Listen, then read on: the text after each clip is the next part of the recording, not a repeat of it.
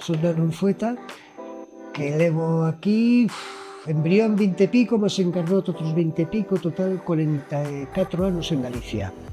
E teño taller desde o ano 80 e logo en solitario desde o ano 81. O sea, toda a vida prácticamente se ha dedicado a cerámica.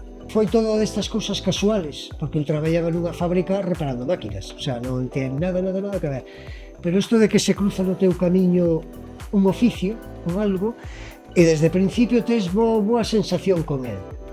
Empezas a meter, chega a crisis do petróleo, 70 e pico, e aparece buño na vida, e aí lancei.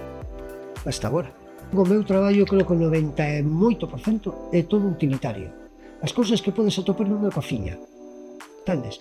Esas xarras, teteiras, cuencos, todo ese material utilitario. Unha cousa que me gusta moitísimo da cerámica é que é un oficio onde ves que cada ceramista, se cadra ao principio non, pero co paso do tempo ten a súa marca. Ti ves que un ceramista e non fai falta que este firmada a peza, sabes de quen é, polos acabados, pola estética, todo. Ese é un aspecto que a mí me encanta. É importante que exista a fundación, o chamalle X, pero é importante que exista en Galicia máis aínda, porque Galicia está onde está, xeográficamente. Entendes, eu, por exemplo, que veño do País Vasco, primeiro aí non teñen esa demanda porque un guirigay, pero teñen Francia, acceden a outros mercados individualmente moi fácil.